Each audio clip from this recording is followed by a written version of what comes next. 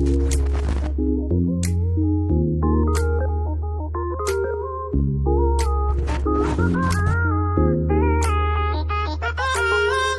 I am where the movie started, fizzing at a photo they've taken. Space tree flying through the skies and petals happen everywhere. Coucou, c'est Bidip de ma petite médiathèque. Je vous retrouve pour un nouveau vlog. Nous sommes le mardi après-midi. Cette semaine, je n'ai pas réussi à commencer un lundi. Qu'est-ce que je voulais dire? En fait, j'ai déjà fait cette séquence ce matin et puis finalement, j'étais dans le noir, on voyait rien. Je vais tout recommencer. Donc, ce matin, je vous parlais de mes lectures en cours et de mon abandon de la semaine. Donc, je vais commencer avec la mauvaise nouvelle. Enfin, pour moi. L'abandon de Dona Flor e os seus dois maridos de Jorge Amado, que je lisais donc en portugais. Pour ceux qui n'auraient pas vu les vlogs précédents, je m'étais mis comme défi de lire 10 minutes par jour dans une autre langue que le français. Et depuis le début de l'année, j'avais donc lu plusieurs livres en anglais et en italien. Et je m'étais dit qu'il serait bien de lire un peu de portugais puisque je n'ai plus du tout l'opportunité de pratiquer. Et du coup, j'avais ça dans ma bibliothèque, on me l'avait offert il y a très longtemps, je ne l'avais jamais attaqué. Je me suis dit pourquoi pas, c'est censé être une comédie, ça va être facile, etc. Sauf que j'ai pas du tout accroché et du coup, au lieu de lire 10 minutes tous les jours, c'était plutôt 10 minutes par semaine, voire 10 minutes tous les 15 jours parce que chaque soir je repoussais, ah non, j'ai pas envie. Hier, du coup c'était hier. Hier je l'ai pris, j'ai lu 2 phrases et j'ai dit non mais ça sert à rien en fait, je comprends rien, 10 minutes tous les 15 jours ça avance pas, ça m'intéresse pas l'histoire, j'ai pas envie de savoir ce qui se passe, donc je laisse tomber pour ce livre. Alors j'ai pas envie de laisser tomber le portugais. Donc si vous avez des idées de lecture contemporaine, peut-être plus moderne, peut-être des choses plus faciles, des livres jeunesse ou young adulte, pourquoi pas du fantasy, n'hésitez pas à me laisser des commentaires pour que j'aille voir ça de plus près. En tout cas, j'abandonne cette lecture-là.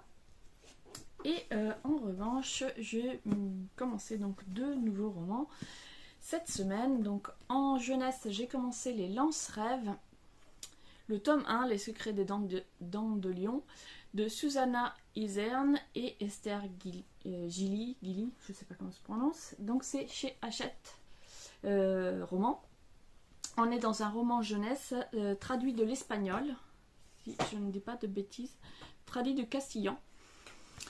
Et donc dans ce roman que j'ai reçu tout récemment et je trouvais qu'il était parfait pour le challenge, le Pumpkin Autumn Challenge, donc je l'ai commencé dans la foulée.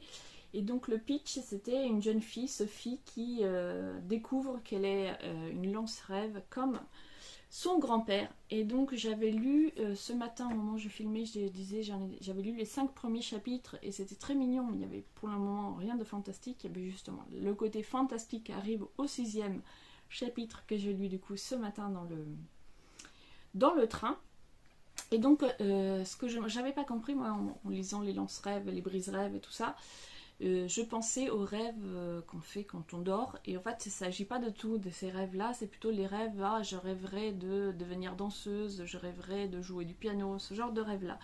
Donc son grand-père est un lance-rêve, et donc en fait ce sont lui et tous les autres dans lance-rêve, parce qu'il y en a plusieurs, leur mission c'est donc d'intervenir, de mettre un petit grain de sable pour que les rêves des gens puissent se réaliser, ou du moins pour qu'ils puissent avoir des rêves. Sauf qu'il y a un contre-pouvoir, ce sont les brise-rêves qui, eux, mettent leur petit grain de sable pour que les rêves soient, du coup, brisés.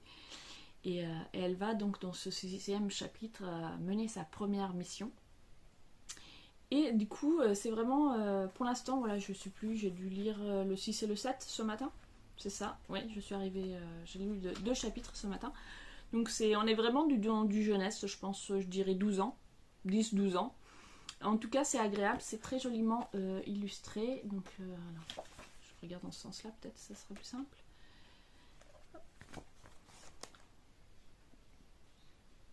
Il y a de jolies illustrations. L'histoire, elle est mignonne. La relation de la jeune fille avec son grand-père est sympa. Et le grand-père, ben, il a 80 et quelques années, il a été blessé, voilà, il s'est cassé une jambe et en fait il commence à perdre un petit peu la tête, etc. Et du coup, il donne une mission à sa petite fille, mais voilà, il lui explique pas tout parce qu'il commence à perdre la mémoire et il se fait vraiment vieux. Et du coup, elle va falloir qu'elle découvre un petit peu par elle-même quelle était la mission et le côté un peu mystérieux de son grand-père qu'elle aimait tant, ben, elle va découvrir petit à petit qu'il était dû à quoi. Et en parallèle, j'ai commencé la lecture de Circé, donc de Madeleine, voilà, j'ai eu un bug, Madeleine Miller, donc ici en édition poche chez Pocket. Et pour la petite histoire, si vous n'avez pas vu le vlog de la semaine dernière, on a été à la librairie acheter Le Chant d'Achille de la même autrice que Miko est en train de lire en ce moment. Alors, elle a déjà lu 150 pages au moins, je pense, à l'heure actuelle. Moi, j'en suis à la page 48. On a commencé en même temps. Shame on me, c'est pas grave, j'avance lentement mais sûrement. Alors dans ces premiers chapitres, donc on découvre Circé à sa naissance, la rencontre de ses parents, donc sa naissance, qui sont ses parents. Donc sa mère une Néade, son père le dieu Hélios, et elle n'est pas spécialement aimée. Son père la tolère, sa mère ne l'aime pas, ses frères et sœurs, donc c'est Pasiphae et Persée, ne l'aime pas. Donc voilà, son enfance, on va dire, elle évolue discrètement au milieu de gens qui ne l'aiment pas. Du coup, c'est à lire. Bon, j'ai pas trouvé ça palpitant ces premiers chapitres. Après, je me dis, voilà, on est à page 48, l'histoire n'a pas vraiment commencé encore parce qu'elle nous parle de son enfance, elle nous parle de ses oncles, de ses tantes, mais pour l'instant, elle a encore commencé à rien faire de spécial. Donc j'espère qu'on va pas continuer comme ça trop longtemps parce que du coup pour l'instant je continue parce que j'avais envie de lire le roman mais il n'y a rien qui me donne envie de tourner les pages puisqu'il se passe pas grand chose. Et puis toutes les histoires des oncles et des tantes dont on parle, j'ai plus l'impression, même de ses parents, enfin elle en parle, j'ai plus l'impression que c'est un peu un étalage genre ah vous connaissez, je vais vous raconter la mythologie grecque que vraiment ça ait du sens dans l'histoire. Mais peut-être que je vais comprendre le sens plus tard, mais pour l'instant, voilà, j'ai eu l'impression qu'on nous donnait plein d'anecdotes de mythologie, mais qu'il n'y avait pas vraiment de fil conducteur. Donc je suis pas hyper emballée pour le moment, mais en même temps je me dis 48 pages c'est peu pour savoir si on va être plongé dans l'histoire ou pas. Et qu'est-ce que j'ai lu aussi? Donc dimanche soir, j'ai continué la lecture de Secrets de sorcières, une initiation à notre histoire et à nos savoirs de Julie Légère, Elsa White et Laura Pérez, donc aux éditions La Martinière, un album plutôt ado, hein, pas vraiment pour les enfants, avec du coup très joliment illustré. Alors, il est un peu grand, voilà. Avec de très belles illustrations, j'en avais déjà montré la semaine dernière. Et du coup qui va raconter un peu l'histoire des sorcières, de la magie et tout à travers le temps. Donc là moi j'ai lu donc la partie sur l'Antiquité, sur le Moyen-Âge et j'en suis à la Renaissance. Alors ce que j'ai trouvé très bien c'est que justement on nous dit que enfin on le sait hein, mais souvent on a cette image du Moyen-Âge, l'âge sombre, etc. Et puis les lumières c'est tellement bien. Et bon, quand on parle des sorcières, ben oui, voilà, c'est pendant la Renaissance qu'on les a brûlées, hein, pas au Moyen-Âge, âge sombre et tout ça. Donc voilà, là, les autrices reviennent bien sur le fait que l'âge sombre pour les sorcières, c'était la Renaissance. Et je m'en suis arrêtée là parce que quand on lit en lecture commune avec Blandine, et on a décidé de vraiment prendre notre temps et de le lire tout doucement tout au long du mois d'octobre. Donc voilà, pour l'instant, j'ai lu ces premières parties. Et pour ce qui est des lectures en cours, j'ai fini. Je voulais vous montrer, je suis allée à la boîte à livres aujourd'hui, j'ai trouvé des choses. Et puis hier, j'avais reçu des choses et trouvé des choses, je ne sais plus où je les ai mises. Bon, on commence avec ce que j'ai trouvé aujourd'hui dans la boîte à livres. J'ai trouvé un roman de Anne Perry Un étranger dans le miroir, pardon, donc en édition de poche, 10-18 Grand Détective. J'ai lu un seul roman d'Anne Perry. C'était un petit roman qui se passait à la période de Noël que j'ai trouvé... J'ai bugué. Que j'avais trouvé sympathique.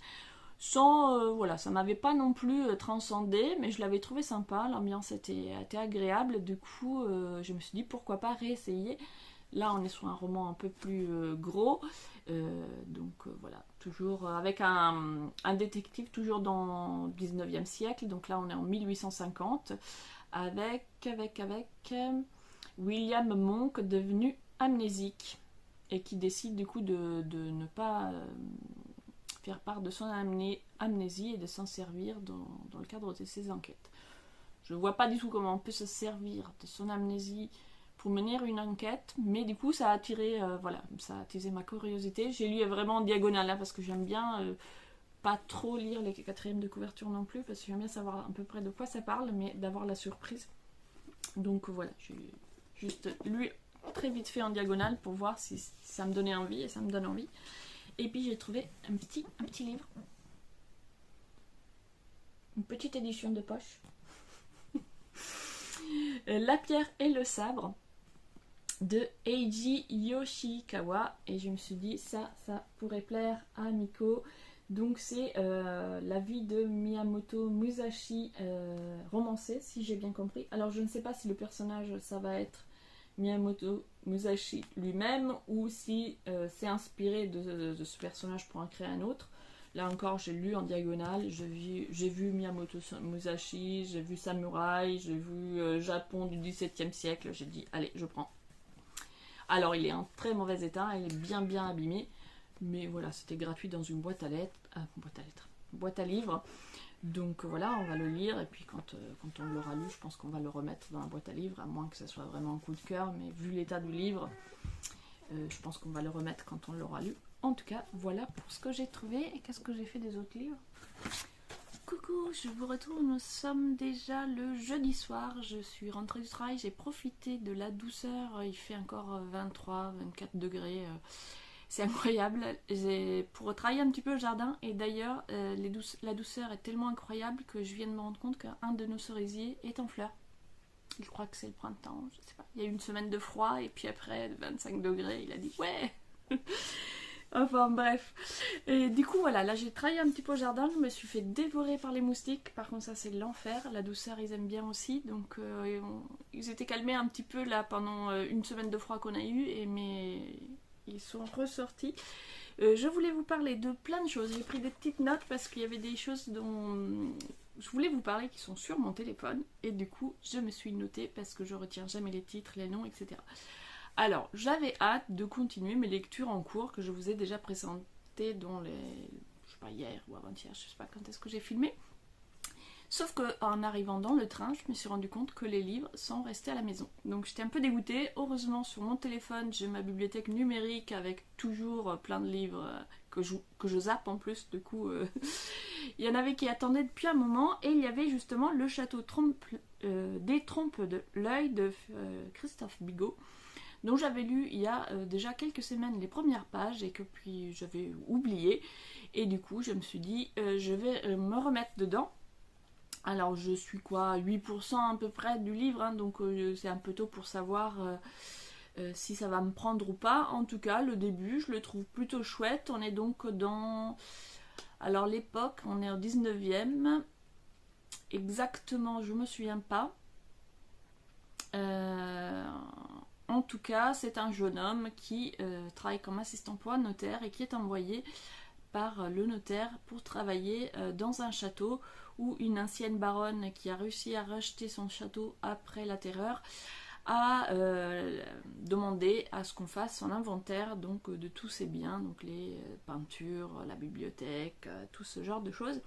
Et donc lui il arrive et il va passer quelque temps dans le château, vivre dans le château pour faire cet inventaire, sauf qu'il demande à voir la baronne et La baronne vit avec un couple, donc l'intendant, sa femme qui s'occupe de la cuisine, une femme de chambre et un jardinier, et c'est tout. Tous les autres domestiques ont été renvoyés apparemment par l'intendant, qui garde un peu la baronne comme ça sous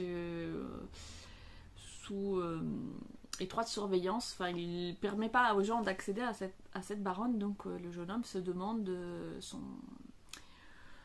son patron lui a dit qu'il fallait qu'il traite directement avec elle et de se méfier donc de cet intendant, sauf qu'il n'arrive pas à entrer en contact avec la baronne, donc il se pose un peu de questions, et cet intendant, il est un peu étrange, il lui fait un peu peur. Puis le jeune homme, il est un petit peu aussi, il est un peu trouillard, il entend des chants dans la nuit, il a peur, mais en même temps, il se laisse vite effrayer ou vite impressionner par aussi l'intendant, ou des simples bruits, des simples petites choses. Donc pour l'instant, voilà, on sent qu'il y a une ambiance un petit peu comme ça, on se pose des questions, où est-ce qu'il a mis les pieds, qu'est-ce qui se passe exactement, pourquoi est-ce que cette baronne reste cachée, pourquoi elle ne s'est toujours pas montrée alors qu'il est là depuis plusieurs jours. Mais pour l'instant, il se passe pas grand-chose, voilà, c'est juste la mise en place. Alors comme c'est en format numérique, et en plus je crois que c'est une épreuve, enfin c'est pas mise en page, c'était par NetGalley que je l'avais obtenu, c'était déjà au mois de mai, c'était dans le cadre du challenge du mois de mai, mais j'avais pas eu le temps de lire, il y avait 13 livres je crois en tout, donc moi il y en avait certains que j'avais pas eu le temps de lire, dont celui-ci, et comme je trouvais qu'il était très bien pour l'ambiance automnale, un petit peu histoire inquiétante et frissonnante, je me suis dit que j'allais le commencer maintenant. Et du coup, comme j'ai pas la version officielle, au fait, c'est une version pas mise en page, je sais pas exactement à quelle page ça correspond. En tout cas, voilà, ma liseuse me dit que j'en ai lu 8%, donc c'est vraiment pas beaucoup. Je sais pas combien de pages il fait en tout. Mais pour l'instant, voilà, en tout cas, pour l'instant, ça me donne envie d'en savoir plus. Ça me donne envie de savoir qu'est-ce qui se cache derrière cette baronne.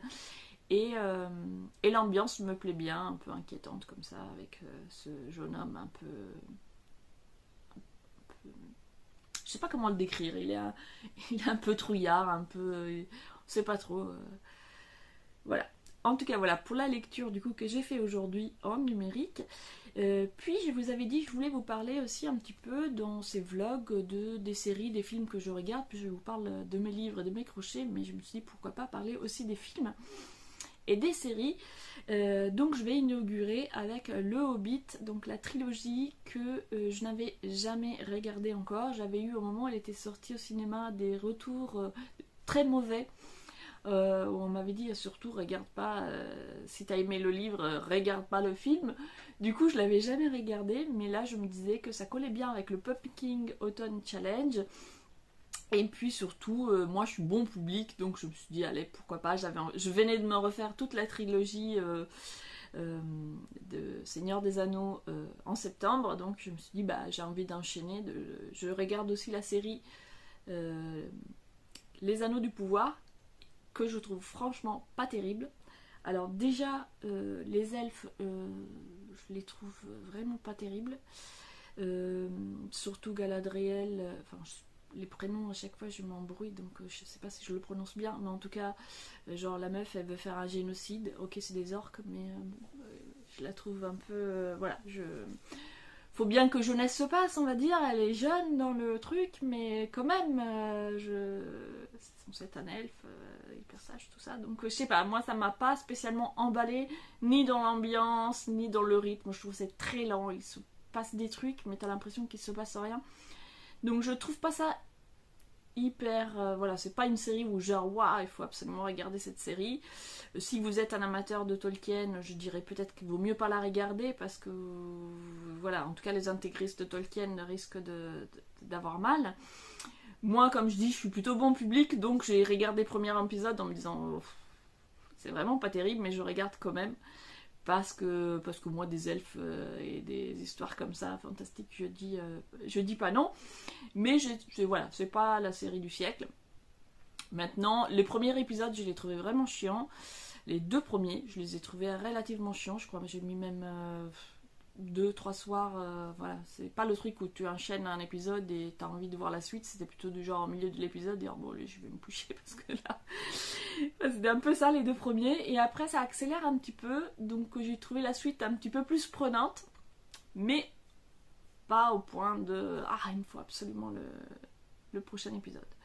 Du coup, pour patienter, puisque c'est un épisode par semaine qui sort, je me suis dit je vais regarder le Hobbit. Là c'est pareil, les films sont d'une longueur pas possible, le bouquin il est gros comme ça, il a vraiment pas besoin d'être adapté en une trilogie, un seul film pour le bouquin ont été largement suffisants. Donc là ils en rajoutent, c'est assez long, donc c'est pareil, le premier film je l'ai regardé en 2 soirées. Mais en même temps, je prends plaisir. Voilà, le fait de couper en 2, c'était pas gênant. Voilà, il y a des elfes. Enfin, du coup, oui, il y a des elfes. Pas beaucoup. Mais, enfin, on en voit quand même. Il y a les nains, il y a le Hobbit, il y a Bilbo. C'est agréable à regarder. Il y a Gandalf, j'aime bien. Les acteurs, on retrouve les acteurs. Gandalf, c'est. Merde, je sais plus comment il s'appelle. Enfin bon, bref. Donc je le trouve beaucoup moins bien que le Seigneur des Anneaux, même au niveau de la photographie, etc. Le jeu d'acteur, la tension, etc. Ça n'a rien à voir, c'est quand même, on est bien en dessous, mais ça reste du spectacle, voilà. Moi je suis pas là en train de m'arracher les cheveux. Par contre, je me suis dit, le bouquin je l'ai lu il y a 25 ans, donc je me souviens que je l'ai aimé, je vais pas me souvenir de tous les détails de ce qui se passe, mais il y a plein de trucs que je me disais, mais il parle de ça dans le bouquin ? Ça me dit rien.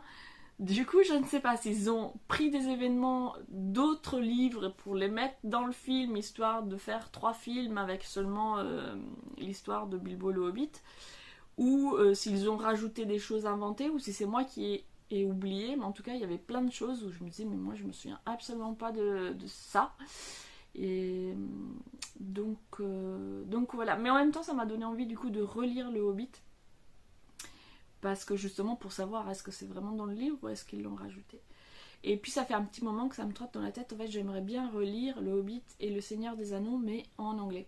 Puisque je l'ai lu du coup il y a une vingtaine d'années, voire même 25, en français, et j'avais adoré l'histoire. Par contre je trouvais que la narration était assez lente, assez rébarbatif, et on m'a dit à l'époque, enfin il y a déjà longtemps, on m'a dit ah oui mais ça c'est la traduction française qui est comme ça, tu devrais le lire en anglais ça va beaucoup plus vite, il y a moins de descriptions de collines vertes. Moi il y avait cette scène qui m'avait traumatisée, il se passe des trucs de ouf, t'es là, t'es en haleine, tu veux savoir qu'est-ce qui va se passer, et puis t'as 4 pages de description de la couleur de la colline, l'herbe, genre j'étais là, c'est pas possible. Du coup je me suis dit, je vais essayer en anglais, si ça se trouve il n'y a qu'une demi-page de description de la couleur verte de la colline, je ne sais pas. Mais ça sera un exercice intéressant, d'autant plus que j'aime l'histoire. Je la connais déjà, donc même s'il y a des mots que je comprends pas forcément, j'arriverai à suivre. Donc voilà. Mais tant qu'à faire, j'ai envie de m'offrir, du coup, c'est pour ça que je ne l'ai pas encore acheté, parce que j'ai envie de m'offrir du coup une belle collection, quoi. Enfin une belle édition, un truc un peu collector, puisque je l'ai déjà en français, en livre de poche, je vais pas m'acheter un livre de poche en anglais. Donc je sais pas, peut-être que je vais attendre Noël et la demander pour Noël. Ça pourrait être un beau cadeau. Belle édition de Seigneur des Anneaux. Et donc voilà pour les films. Et je voulais vous parler de quoi aussi. Je me suis fait une petite liste aussi des derniers vlogs, podcasts que j'ai regardés. Donc j'ai regardé le dernier podcast tricot de Rêver sa vie en couleur. Et c'est jusqu'au 12, oui, c'est jusqu'au 12 octobre. Elle propose dans son dernier podcast un concours très sympa. Donc voilà, moi je fais très peu de tricot, mais j'aime bien les podcasts de Rêver sa vie en couleur. J'adore son énergie, donc à chaque fois je regarde, je passe un bon moment.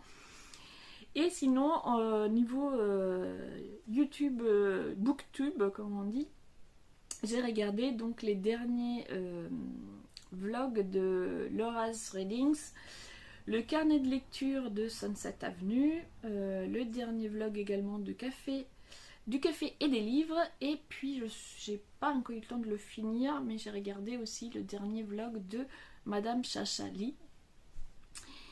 Et voilà pour les vlogs. Et puis sinon j'ai noté aussi le Pikiti Papote sur Cédric Cyr, que j'ai trouvé très intéressant, d'autant plus qu'effectivement le nom de l'auteur ne m'était pas inconnu, mais j'ai été persuadée qu'il écrivait effectivement des histoires de vampires, des trucs comme ça, et finalement du coup c'était très intéressant de lire, d'écouter plutôt Pikiti Papote, et de découvrir qu'au fait son créneau c'était plutôt des histoires de frissons, et pas forcément du fantastique, mais aussi du thriller ou des choses comme ça, donc voilà. Après, les derniers livres qu'il a écrits, dont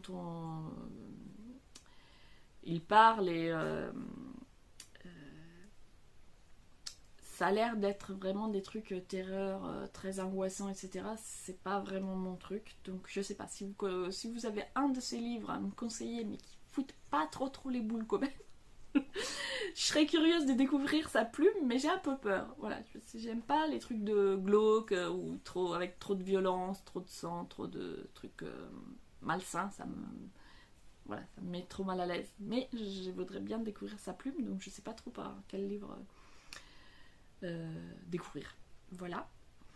Du coup, je crois que j'ai fait le tour de ma petite liste. Ça, je vais pouvoir ranger. Voilà, j'ai même sorti un petit cahier exprès pour faire mes petites listes des choses à dire.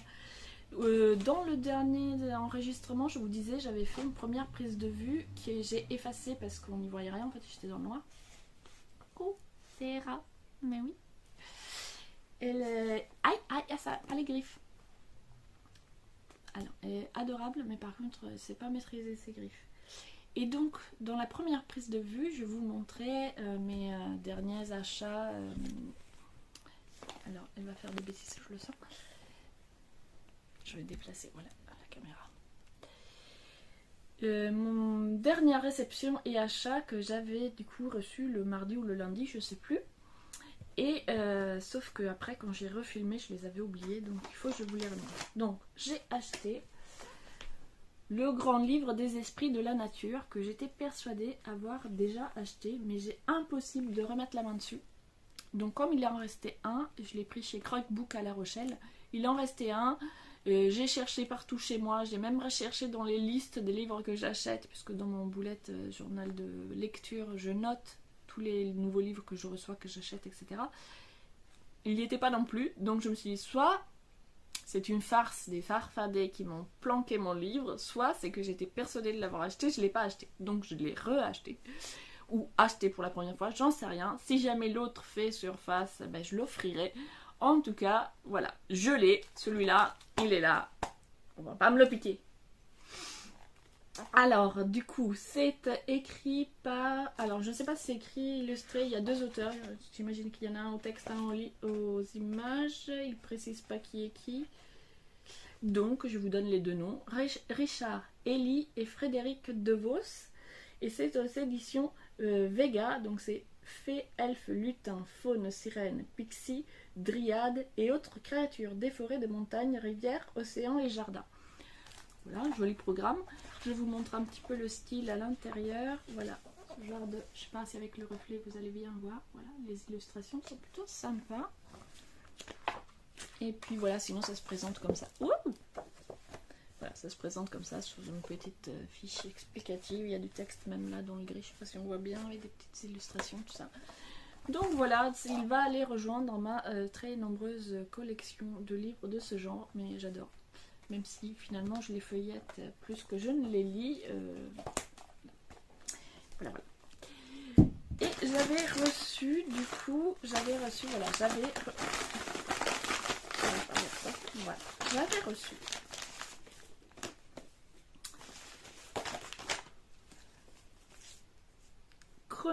Chronoctis Express de Irene. Donc le tome 3, ça m'était sorti complètement de la tête, donc j'étais surprise de le recevoir. Effectivement, j'avais participé à la campagne Ulule de financement pour le 3e tome. Et dans l'enveloppe, il y avait le tome 1. Je dis comment ça le tome 1, le tome 3 et le tome 1. Pourquoi j'ai fait ça? Est-ce qu'il y a une erreur? J'ai bugué pendant un moment.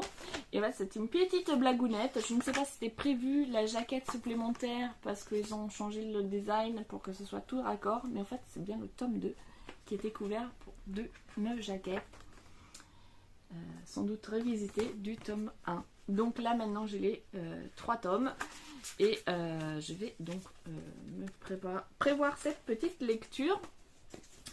Et avec, comme c'était une campagne Ulule, il y a toujours des petits bonus. Donc il y avait cette jolie carte et il y a aussi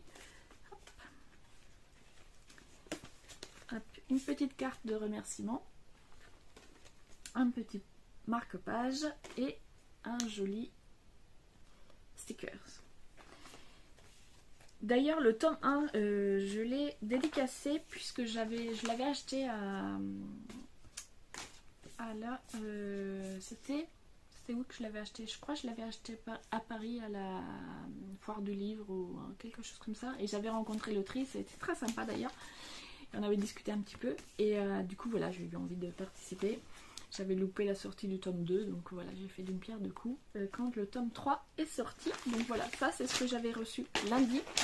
Et en rentrant tout à l'heure, j'avais une enveloppe. Alors là c'est une enveloppe des éditions Hachette. Je ne l'ai pas, je l'ouvre voilà en direct, donc je ne sais pas du tout ce que ça va être. Oh, trop beau. Donc c'est Broussailles. Je vous montre. Donc là c'est une hardcover. La couverture est trop belle, bien dorée comme ça. J'adore, c'est trop beau. Et donc c'est de Éléonore de Villepoix. Excusez-moi, je n'ai pas pris mes lunettes, je vois de moins en moins bien. Et donc je vais quand même essayer de vous lire la quatrième de couverture. À Broussailles. Depuis le printemps, les œufs se volatilisent. Le Parlement des oiseaux décide de tirer au clair cette disparition mystérieuse. La mission est confiée à un trio bigarré. Je recommence. Jaboterne, un pigeon lunaire, 7, une corneille acariâtre et Champ perdu, un rouge-gorge tapageur. En 8 jours, d'un bout à l'autre de la ville, cette équipe improbable va devoir résoudre l'affaire, quitte à y laisser des plumes. Une fable animalière percutante qui pose avec finesse et humour un regard sur la société et son rapport à la différence. Voilà, une très belle promesse. On va regarder un petit peu dedans comment ça se présente. Très jolie illustration.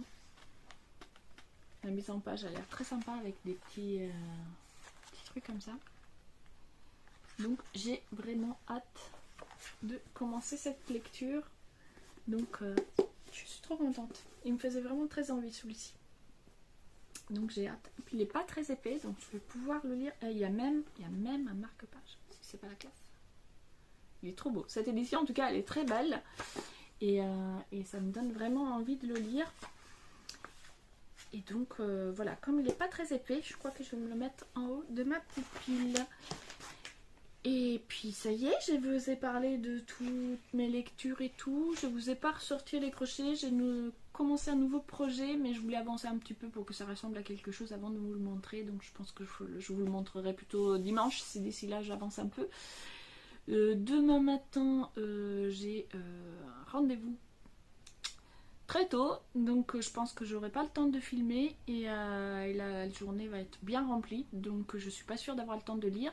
Mais j'aimerais bien me faire une petite pause, je sais pas, samedi ou dimanche, me poser un petit peu et lire des bandes dessinées parce que j'ai une grosse palle de bandes dessinées que j'aimerais faire descendre. J'ai reçu pas mal de trucs, j'ai des bandes dessinées en numérique que j'ai toujours pas lues, qu'il faut absolument que je lise.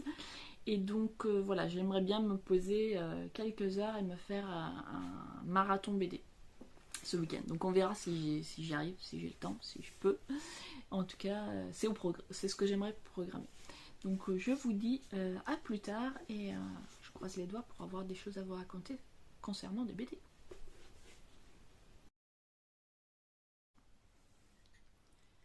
Coucou, nous sommes vendredi après-midi.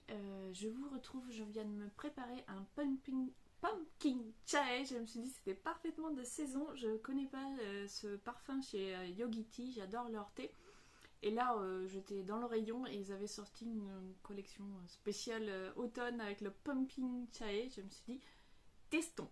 Donc voilà, ça va être mon premier pumpkin chai et je vais en profiter pour me replonger dans Miss Peregrine et les enfants particuliers en version BD. Je n'ai lu pour l'instant que les premières pages, ça m'avait bien plu, puis j'ai pas eu l'occasion de m'y reposer. Donc là, je vais finir ça. Et puis je vais voir si je suis dans le mood BD, je vais essayer d'en enchaîner d'autres parce que j'ai une pile qui ne cesse de croître. Et je vous reprendrai en fin de journée pour faire peut-être quelques petits updates lecture. J'ai aussi trouvé des nouveaux mangas, on a été faire un petit tour tout à l'heure et je suis revenue avec des mangas d'occasion que j'ai aussi envie de vous montrer, mais je sais pas où je les ai posés. Donc je vous montrerai ça tout à l'heure. Je suis en train de me dire la caméra est toute de traviole, en plus ça me coupe la tête. Mais c'était juste pour vous dire que j'allais boire un thé en lisant, donc c'est pas très grave. A tout à l'heure. Coucou, je vous retrouve, nous sommes déjà samedi. Hier soir finalement je vous ai pas repris. J'ai fini le premier tome de Mrs. Peregrine et les enfants particuliers en bande dessinée. Je vous montre quelques images, je sais pas si on va super bien voir. Alors... j'ai beaucoup aimé cette adaptation, je n'ai pas encore lu le roman, mais du coup ça m'a vraiment donné envie. Alors moi je connaissais déjà l'autrice qui fait l'adaptation, Cassandra Jean, pour son adaptation de The Immortal Instrument, qui n'est pas disponible en français je crois, et je l'avais acheté en anglais. Donc je suis vraiment, moi j'aime beaucoup son dessin. Et ici j'ai bien aimé, il y a des phases, donc vous voyez en noir et blanc, et puis il va y avoir des phases en couleur qui vont représenter du coup deux situations différentes. Et j'ai bien aimé ce jeu de couleurs comme ça entre les parties en noir et blanc et les parties en couleur. Et au niveau de l'histoire, du coup on a, je sais pas, je crois que j'ai déjà résumé rapidement, et dans la fois que j'ai... hier, ouais c'est ça. Et j'ai vraiment bien aimé ce premier tome, donc c'est vraiment la mise en place de l'aventure. En vrai l'histoire va commencer à la fin de ce premier tome parce qu'on va découvrir ici qui est Miss Peregrine, qui sont les enfants particuliers, et Jacob, donc qui est le petit-fils d'un de ses enfants, va partir à la rencontre du passé de son grand-père et découvrir la vérité, et il sera embarqué dans une aventure. Si vous ne connaissez pas encore l'histoire, je ne vais pas en révéler davantage parce qu'après il faut garder le plaisir de la découverte. En tout cas cette adaptation m'a beaucoup plu et ça m'a donné encore plus envie de découvrir les romans, puisque il me faisait envie depuis longtemps. J'ai déjà des 2-3 tomes dans ma palle, mais j'ai pas les premiers. Et après avoir lu ça, je me suis dit mais il faudrait que je me procure le premier tome en roman pour lire toute la saga, parce que je pense que ça va vraiment me plaire. Donc il y a du fantastique et en même temps on est dans l'histoire de la Deuxième Guerre mondiale avec les nazis. Donc je trouve ces deux histoires en parallèle, enfin le côté historique et le côté fantastique qui se répondent un petit peu. J'ai trouvé ça intéressant, donc ça me donne vraiment très envie de découvrir la suite. Mais même si j'aime beaucoup le trait de Cassandra Jean, j'ai du coup envie de lire le roman d'abord plutôt que de continuer l'adaptation. Et puis d'ailleurs je crois que l'adaptation il n'y a que 2 tomes, donc alors qu'il y a 6 tomes déjà dans le roman. Je pense que l'adaptation a dû être faite avant que le roman soit fini. Puis je ressors ma petite liste parce qu'il me semble que hier, oui c'est hier que j'avais fait le petit point sur la petite liste, enfin, je sais plus, peu importe. J'avais oublié le premier truc que j'ai écrit en plus sur ma liste. J'ai trouvé une vidéo donc de Icokson, je sais pas comment ça se prononce, donc elle est anglophone et elle fait des vidéos sur le crochet, et j'ai trouvé une vidéo très rigolote qu'elle a faite. Je vous mettrai le lien en bas. J'ai trouvé l'idée excellente. En fait elle s'est inspirée de films qu'elle aime pour en faire des créations au crochet. C'est-à-dire que elle a fait du coup dans cette première vidéo, elle fait 3 projets inspirés de films. Elle va faire une couverture qu'elle a vue dans un film. Ensuite, elle va faire une veste inspirée d'un animé et un autre pull inspiré également d'un autre animé. Et j'ai trouvé l'idée super sympa. Elle étudie le modèle original dans le film ou l'animé pour essayer d'en faire quelque chose le plus proche possible. Et j'ai trouvé la démarche super marrante. J'avais du coup envie de vous partager sa vidéo. Et sinon, tout à l'heure, on a été faire des petites courses et on a acheté ça. Voilà, donc on va en mettre un petit peu partout. Il est tellement grand qu'on ne voit pas. Donc ce sont des reproductions d'estampes de Hiroshige. On adore avec Miko, toutes les deux, et puis son père aussi. Donc voilà, il y en a plein, on va en mettre un petit peu partout dans la maison, ça va être super joli. Et je voulais vous parler donc de mes projets au crochet, parce que je crois que j'en ai pas beaucoup parlé encore cette semaine. Donc on va commencer avec des couleurs automnales. Alors ce n'est pas spectaculaire l'avancée dans mon pull, mais je voulais quand même vous montrer parce que j'arrive, voilà, ce qui me reste des 2 premières pelotes, donc j'arrive vraiment au bout des 2 premières pelotes. Et j'ai pas encore fini la première partie. Alors j'ai le crochet, voilà. Donc là, ça va être l'encolure, on commence par le haut, on travaille en aller-retour jusqu'à avoir du coup le décolleté qui se rejoignent et après on va continuer en rond. Donc là je devais faire 17 rangs, donc il ne m'en reste pas beaucoup, j'ai pas recompté mais je suis presque au bout je pense. Et donc voilà, les 2 premières pelotes, ça donne ça. Il me reste encore tout le corps à faire et puis les manches. Donc j'espère que j'aurai assez de laine, mais en tout cas les couleurs pour l'instant j'aime beaucoup. Alors je vais rapprocher, je sais pas si on va vraiment voir. Donc ça fait vraiment des couleurs parfaites pour l'automne, donc un rouge un peu brique et un jaune mangue. Alors le rouge il s'appelle comment? Je sais plus, il n'y a que les codes couleurs, je sais plus comment il s'appelle. En tout cas voilà, j'ai avancé dans ça et j'ai commencé un projet. Alors là je m'y prends bien l'avance parce que je veux le finir pour Noël, mais comme ça risque d'être très long, alors je vais faire Appa. Si vous ne savez pas qui est Appa, ça va pas du tout. Il faut absolument regarder Avatar, le dernier maître de l'air. À la maison, on est fan, sur le blog, j'en ai parlé déjà plein de fois. On a vu cette série au moins 20 fois, je pense. Et Miko m'a demandé de lui faire pour Noël un amigurumi. Bref, un petit appât au crochet. Donc voilà, pour l'instant, je n'ai fait que ça. Je vous mettrai ici une image de ce que ça doit donner. J'ai commencé à faire sa tête. Donc pour ça, j'ai acheté des laines, du coup c'est pas des laines, c'est du coton chez Hobby. C'est le même coton que j'ai utilisé pour faire son gilet et j'étais très contente, elle est je le trouve très bien.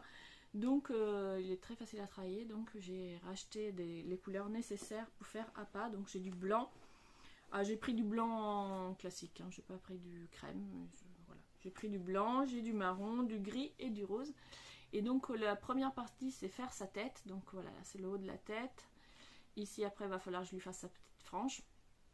Et je me suis arrêtée là donc hier et je suis en train de m'interroger, est-ce que j'accroche les yeux maintenant ou est-ce que je le fais après? Parce que je pense qu'accrocher les yeux ça va être plus facile avant de rembourrer qu'après avoir rembourré.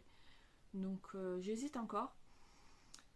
En tout cas voilà. C'était pour vous montrer le petit projet de longue haleine. Donc pour l'instant j'avance très tranquillement puisque j'ai le temps, c'est censé être prêt pour Noël. Donc, ça va encore.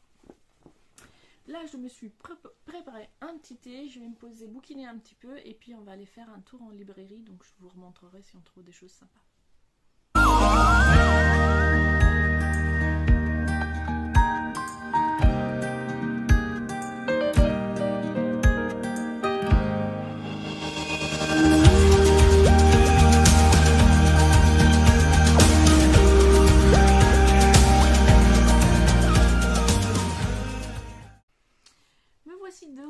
Je vais vous présenter ce qu'on a acheté du coup aujourd'hui et puis aussi ce que j'avais acheté hier. J'ai oublié de vous montrer les mangas d'occasion que j'avais trouvé. Donc aujourd'hui en librairie, Miko s'est pris le tome 9 de Spy and Family et le tome 6 de Théâtre des Fleurs. Et moi j'ai acheté le tome 2 de La Danse du Soleil et de la Lune. J'avais adoré le premier tome, du coup je me suis pris le deuxième tome. Et hier, d'occasion, j'avais trouvé... Alors, j'ai trouvé le tome 4 de Artiste, Chef d'exception. J'ai pas encore commencé la série, mais voilà, il y avait le tome 4 d'occasion, je l'ai pris. J'ai trouvé les 3 premiers tomes de... Alors, je crois que la série fait 4 tomes en tout. Donc là, il y en avait 3. Le voyage au centre de la Terre, donc une adaptation en manga du roman de Jules Verne. Et... j'ai aussi trouvé le tome 3 de Golden Kamuy, dont j'ai lu les 2 premiers tomes et que j'avais beaucoup aimé. Ça se passe donc à Hokkaido. En quelle époque exactement, je sais plus, début 20e il me semble. ou fin 19e, je ne sais plus exactement. Et donc c'est un manga avec des personnages Ainu et je trouvais ça très intéressant. Donc voilà, le 3e tome. C'est une série, les 2 premiers tomes sont à ma fille, mais c'est pas grave, je lui lis le 3e tome, je pourrais le lire aussi comme ça. Et puis voilà pour ce qui est des achats livresques. Là je vais me poser encore pour une petite pause lecture. J'ai des trucs à faire, mais on va faire semblant que non, hein, j'ai la flemme. Voilà, le ménage attendra, je vais lire. Et j'ai envie de lire le dernier magazine, Mythologie Magazine sur les dieux slaves. Donc je vais me poser un petit peu avec ce magazine. Et pour les tâches, on verra plus tard. Coucou, nous sommes dimanche après-midi. Je n'ai finalement rien lu d'autre depuis la dernière fois que j'ai filmé. Et comme je vais profiter de ce magnifique temps là, il fait un soleil, une douceur incroyable, pour être un petit peu au jardin, je voulais faire une petite conclusion pour faire mon montage et arrêter là le vlog de cette semaine qui de toute façon est déjà assez long comme ça je pense. Et je vous retrouverai la semaine prochaine avec de nouvelles lectures, de nouveaux projets au crochet. J'espère que cette vidéo vous a plu. N'hésitez pas à mettre un petit pouce et à vous abonner si le cœur vous en dit. À bientôt!